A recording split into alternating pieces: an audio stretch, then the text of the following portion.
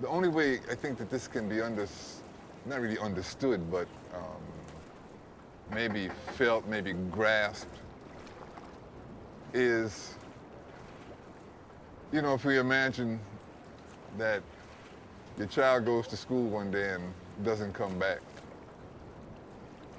And then after all the searching, the worry, the wonder, you find out that, oh, the child was taken away on a ship. And on the other side of the ocean was either died in a wreck or was thrown over or whatever. Well, certainly just to know that and to know that, okay, well, this is the site where it happened,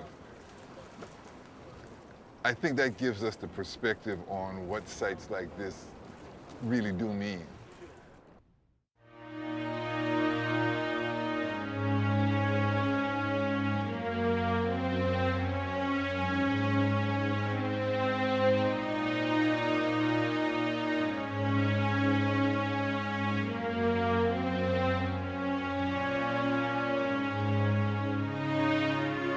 December 19th, 1827. A seasoned band of pirates watched daybreak over the Bahamas. Their journey began 4,000 miles ago. Now, with just 250 miles to Santa Cruz, Cuba, they were almost home free.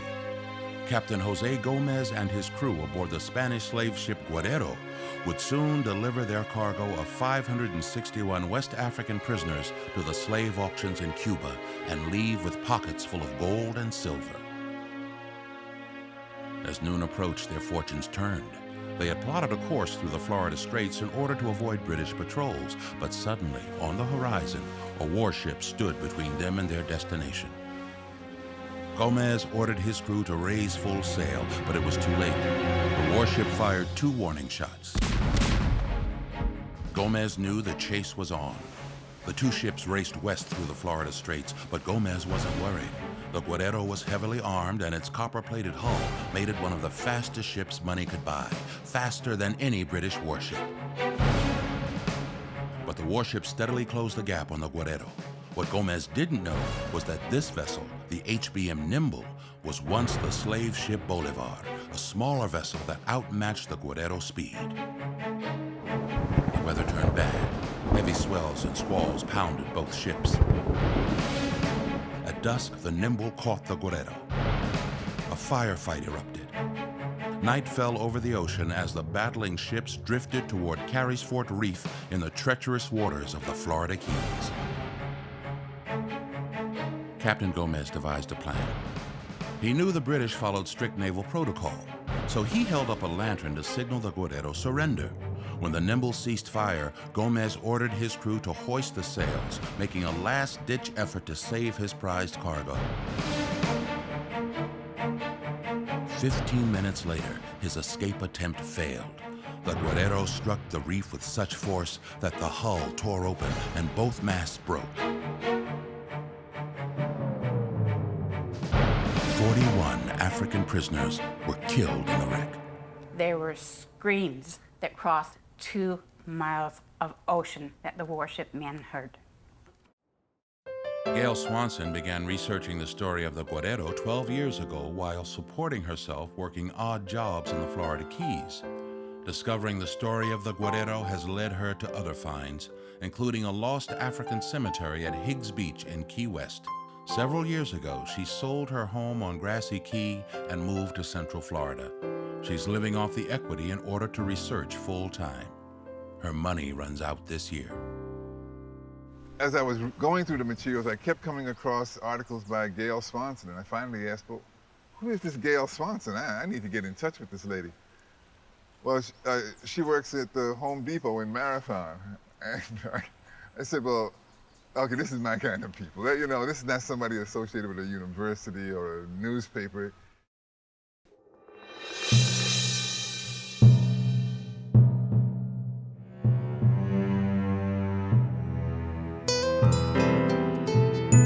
With the Guerrero wrecked, the Nimble's captain, Lieutenant Edward Holland, knew he had to act fast to save his ship and crew from the same fate. Holland ordered his men to change the sails, but moments later he heard the gut-wrenching sound of his own hull dragging along the reef.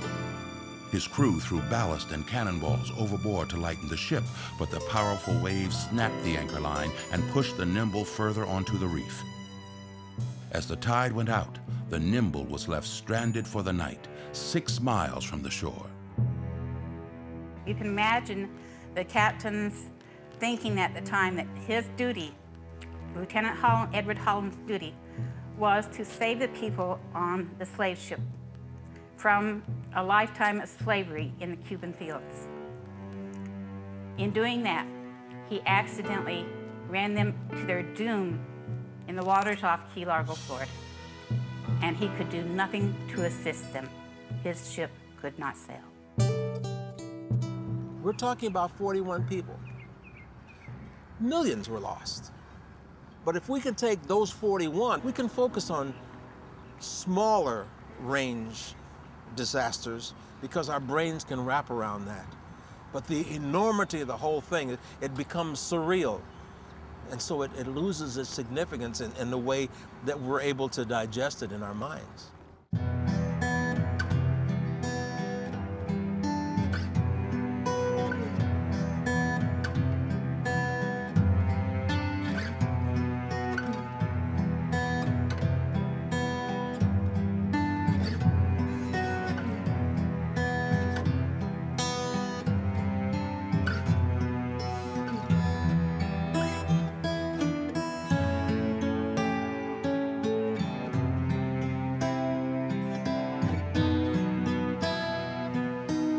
There was no group of people really responsible for this. You couldn't say that the English or the French or the Dutch or the Spanish or the Arabs or the Jews or the Africans or the white or the black.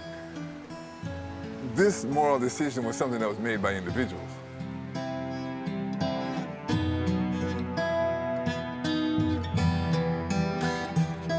Denizulu Gene Tenney has devoted his life to helping others understand the impacts of the slave trade on the world today.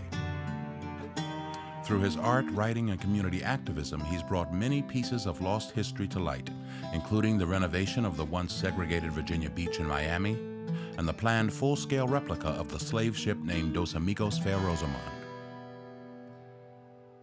The term Middle Passage, we use it all the time. It's preferable to the term slave trade because A, these were not slaves, these were people. We call this a slave trade. Well, you know, to call burning villages, murdering, capturing people, selling them, to call that trade in any legitimate sense doesn't, really work.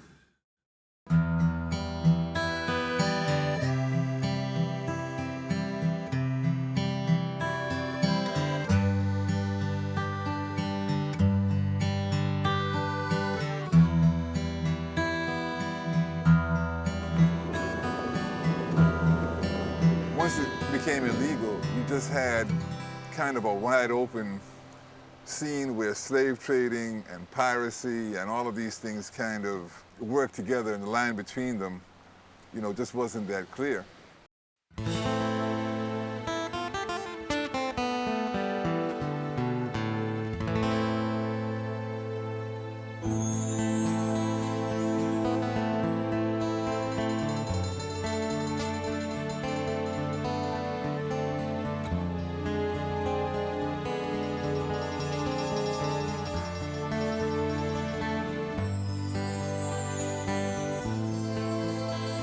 In 1827, Key West was the only colonial settlement in Florida south of St. Augustine.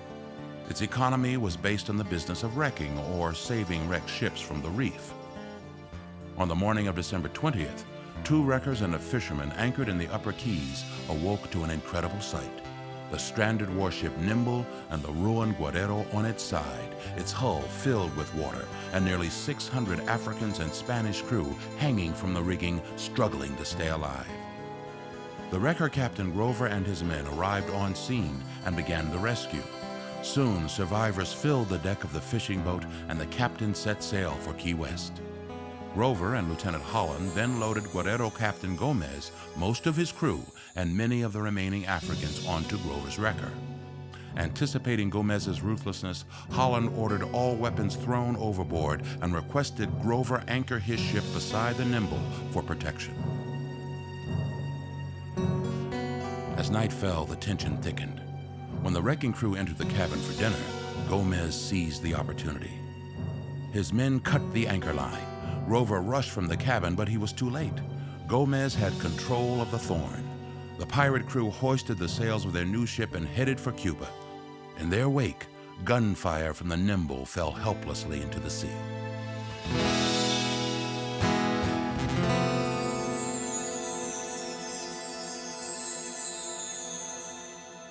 In the murder mysteries, you need a body, you need a corpus delicti, and we really need that shipwreck, and we need to prove that it was there and where it happened. Brenda Lazendorf works as the lead archaeologist and cultural resource manager for Biscayne National Park. Most believe the Guerrero lies along the boundary of the park and the Florida Keys National Marine Sanctuary. Brenda is enthusiastic at the prospect of finding the wreck site within her waters and is actively assisting with the search. In the case of the Guerrero, there is no doubt plenty of material down there that would enhance our understanding of life on board that vessel's larger role in the regional sort of history. There's no positive way of saying where it's at, but this general area, South Pacific Reef, is where it surely, in my estimation, is at. After I learned of the story of the Guerrero, the first dive I made back in that general area was a very different feeling for me. All of a sudden, it became a very emotional experience for me. I started looking at the sites that I had been monitoring for years as in a different light. I literally went home the first dive I made after I had heard of the Guerrero story and had nightmares about what it must have been like that day for the individuals on board that vessel.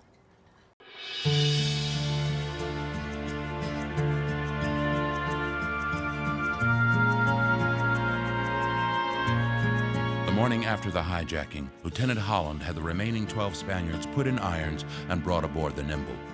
He then sent the third wrecking ship to Key West with the remaining 122 African survivors.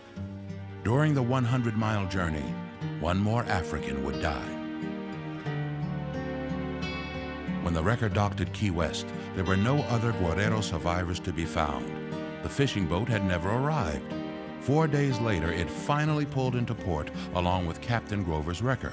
Neither ship had Africans on board. The fishing crew explained that they had been hijacked as well, and their African survivors, along with those from the Thorn, had been taken to Santa Cruz, Cuba, and marched into the countryside to join the other 286,000 Africans already enslaved there.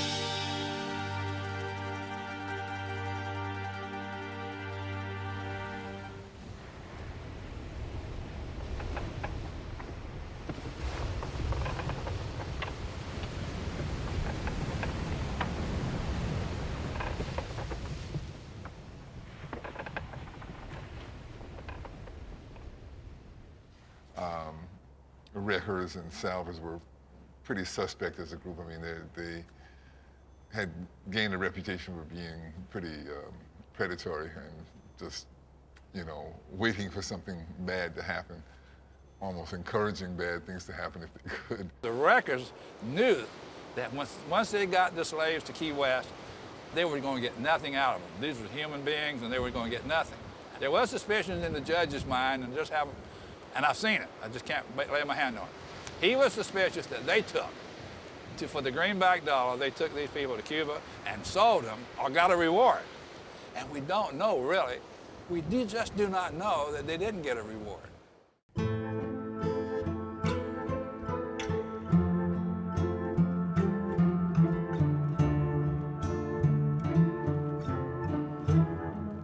Warship Nimble, now seaworthy and docked in Key West, Lieutenant Edward Holland faced a new crisis, losing a British warship over salvage fees. The wreckers sought payment for saving lives and for pulling the Nimble off the reef, and the U.S. Collector of Customs demanded payment for the equipment salvaged from the Guerrero. Because of the notorious collusion between the wreckers and Key West, Holland pulled anchor on the Nimble and sailed off, leaving the wreckers without so much as a dime, and leaving the Africans in the hands of the Americans. By now, the Africans who landed in Key West had been through capture, internment in African slave camps, a pirate raid at sea, a 4,000-mile journey in a disease-ridden hold, a fierce gun battle, and a violent shipwreck. Now stranded in Key West, they faced political limbo and a land where they could communicate with no one. At the time, Key West had only 500 residents, and the influx of 121 new guests was difficult for the town to cope with. The customs collector placed the local deputy marshal in charge of the Africans and provided what funds he could for clothing, blankets, and provisions. Within days, word reached the Key Westers that someone, possibly Captain Gomez, was arming a ship in Havana to raid the town and retrieve the lost portion of his human cargo. Fear gripped the island. The locals took immediate action and set up cannons in the streets. The militia was called out and put on 24-hour watch, waiting for the attack.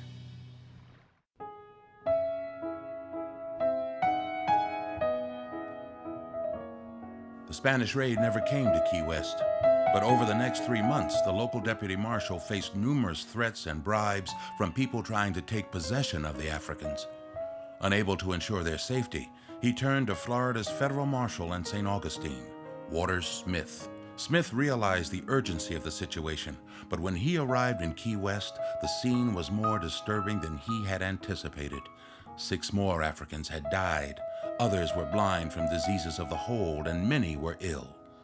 Waters Smith chartered a ship and took the Africans to St. Augustine, where he provided them with food, clothing, and medical attention. Since it was an emergency situation and he could not obtain timely government approval, he spent $3,000 of his own money, more than $100,000 by today's standards, to ensure their well-being. The fate of the Guerrero survivors hinged on a decision from the highest levels of government. The anti-slave trade laws did not apply to them because they had landed accidentally on American shores and were not purposely imported. Resolving their situation would require an act of Congress. Meanwhile, officials in Washington refused to reimburse Waters Smith and mandated he rent the Africans to plantations in order to provide them with food and shelter until a final decision was made regarding their fate. Some were placed on the Kingsley and Hernandez plantations, where they faced hard labor alongside many other slaves. 3 escaped to live within the wild frontier lands of northern Florida. Others were not so fortunate and died in plantation fields near St. Augustine and Jacksonville. It's important that this site is found, the people are honored that lost their lives, but that this site also acts as a reminder that we have to be vigilant to make sure that a monster like slavery or indenturedness or sharecropping does not ever raise its ugly head again.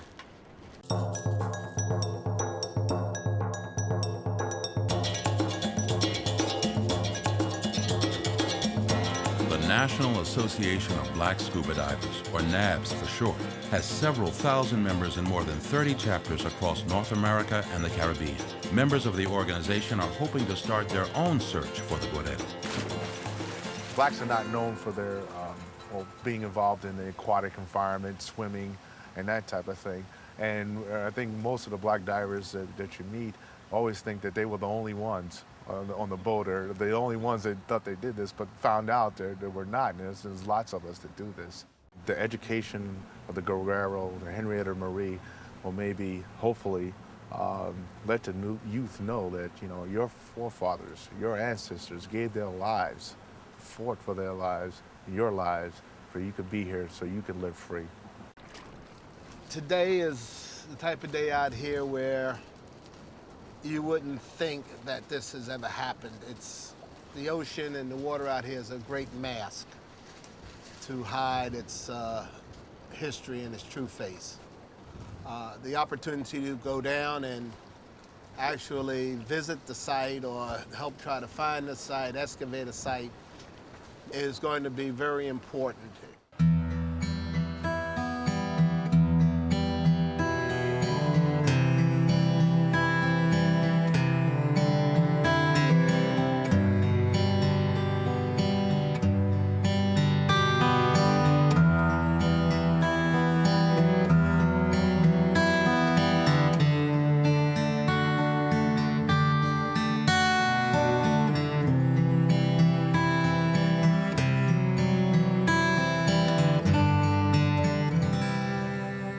We've got a great relationship with the National Association of Black Scuba Divers. They have been very supportive, and they put a plaque down on the site, and we sort of helped them make that happen, although they did all of the major part of the work. The Henrietta Marie wreck that was found off Key West, needless to say, of all the artifacts that came out of there, I mean, when people saw actual shackles, those of us who ever took an interest saw pictures of shackles in books, but to actually see them, and then to see little ones, I mean, I considered myself pretty big and tough, but I have to tell you, the sight of that, it lets you know that, yeah, we've got some learning to do, I'm British, in fact, and lived in Britain for the first 21 years of my life. And when we found this ship, I was so hoping that it was going to be, a French ship, because that would have been so much easier to deal with. But in fact, it's a British ship, and it sailed from London, and that's where I was born. So although one doesn't like to think about it, it's pretty obvious when you just even vaguely think about it that some of your ancestors were involved in the slave trade. People tend to forget through the years, people tend to forget where we come from and what prices have been paid to get people to where they are today. People have a lot more freedoms now than we've probably ever had. Not just African American people, but really all people.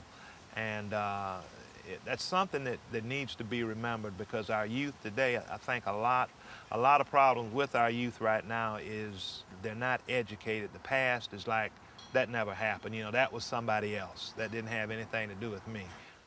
Knowing about that stuff is really not important in our generation. But me personally, I think the past is who you are. Because without the past, then where would you be? I think we take advantage of a lot of things. We should know what our ancestors went through and shouldn't take so much stuff for granted. Yeah.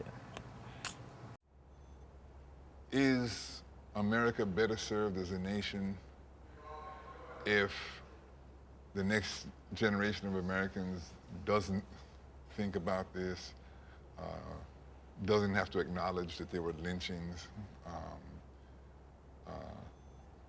I have, in sessions with school teachers, I've thrown out the question semi-facetiously, are we prepared to teach the next generation that Nat Turner was a national hero?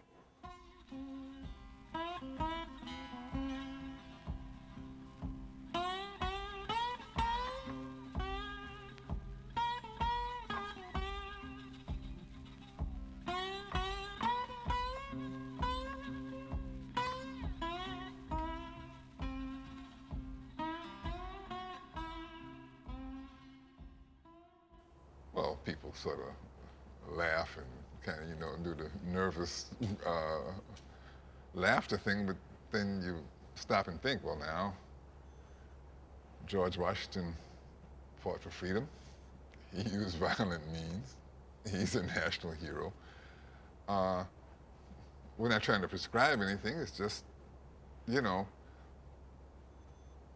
let's not educate or miseducate our young people to be dumb. Let's not make ignorance fashionable. Throw it out there,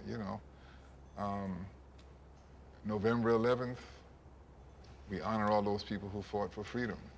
It's Veterans Day. November 11th, I learned recently, is the date that Nat Turner was hanged. Is that significant to our history or not? Do we sweep it under the rug? What happens is, if we allow the history of the past to be swept under the rug, then what about the history of the present?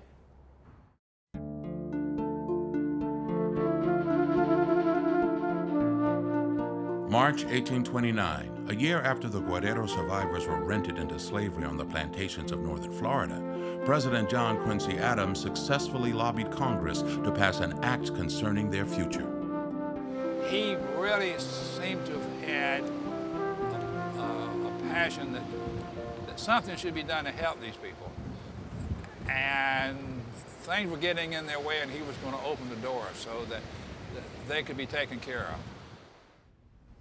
And you know, a lot of scholars of John Quincy Adams have no idea anything about this. They say in relation to African Americans, you know, the Amistad is where it started. Amistad was 12 years later.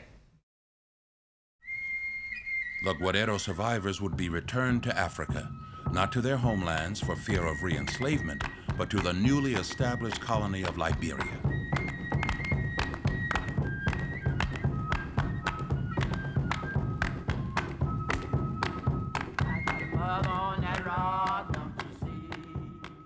Liberia was kind of a mixed blessing, you might say, or a project that had mixed emotions. On the one hand, you had kind of a promised land where enslaved people here in America could actually return to Africa, return with some of the skills that they learned, return with Christianity, and you know, some degree of scientific knowledge, because in many cases, the people who were interested in migrating there were people who had sort of higher aspirations and maybe, you know, acquired some useful knowledge on that level. On the other hand, it was also viewed as the solution to America's Negro problem. The government wheels moved slowly, but by September, Watersmith was given permission to collect the Africans for their journey home. He hired Native Americans to track down the 3 runaways and gathered them along with the other Guerrero survivors on Amelia Island. They waited the arrival of the schooner Washington's barge. But when the ship came into view, it never stopped. Unknown to Watersmith, it had a charter to drop off other passengers in St. Augustine. And they watched this ship went by, sailed right by them, and it didn't come back for 3 weeks because of adverse winds. Finally, Washington's barge was ready to leave for Africa. 2 of the Africans were not allowed on board because they had contracted the infectious disease yaws. One would soon die from the affliction. Oh, death, just bear me over another year. Death, have mercy. On September 30th, 1829, Watersmith watched the remaining Guerrero survivors board Washington's barge and leave America as free men.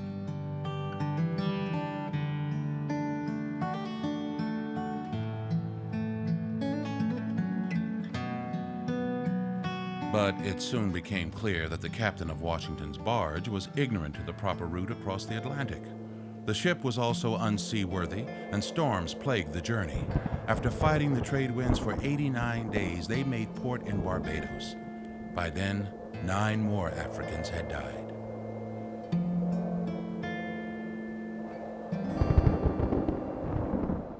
How long would it normally take to go from North Florida to Liberia, just in a sailing ship? Back in that time, it would probably taken them anywhere from 3 to 4.5 weeks, depending on the weather. They left North Florida in September. They arrived in Liberia the following March. That's how long. And that's why we have more deaths. When inspectors declared the vessel unfit to sail, the governor of Barbados guaranteed another ship, and they continued their voyage to freedom. On March 6, 1830, nearly 3 years after being forced from their homeland, the remaining Guerrero survivors stepped off a boat in Africa. 1 year later, John, the last African who was held back due to Yaw's disease, arrived in Liberia. A child who is conceived in an act of violence is destined to live kind of a troubled life. I mean, this child is going to know himself or herself to be part of divine creation on the one hand, but the problematic ways in which you got here are going to haunt you, especially if other kids are cruel enough to taunt you about it. And I suggested that America is that kind of child. I mean, here is a country, a society that was built on the precepts of Indian removal and African enslavement. That's a lot of baggage to carry. But I think that lack of inner peace stalks us and haunts us every day. Can the Guerrero help to alleviate that? I think so. I think so in the same way that the Amistad story does it, the Henrietta Marie story does it, the Dos Amigos story that I'm working on. And it goes back to what you said earlier. The tangible artifact, the verifiable truth, this is no longer something abstract. Here in this water, in this place, on the coast of Florida, this happened. When Gail Swanson brought that story to light, that this African burial ground was on Higgs Beach. Higgs Beach, this is where you go to the beach, to chill, to swim, to relax. And now you have to confront the fact that 294 people are buried here. Well, does that shock and disgust you, or does it just say, maybe it's time to grow up and be adults and get out of dreamland and understand this is the country we're living in. The way we got here is problematical, but we are part of a divine plan, and we do mean to be here, and we're going to take this gift of life and make it all that it can be, on a higher level. The ones that were taken to Cuba, I couldn't relate with because I knew I'd never find them. It was illegal to import people. There's not going to be records. But the ones that remained in the United States, which was 121 people, for about a year, I just went around and I felt like I had 121 people with me all the time because I had found them in the archives. And I just couldn't ignore them after that. So that's why I continued with work to find out everything I possibly could about their lives after that. It was my responsibility as a person. I'm gonna sail like a ship on the ocean. I'm gonna sail like a ship on the ocean. I'm gonna sail like a ship on the ocean.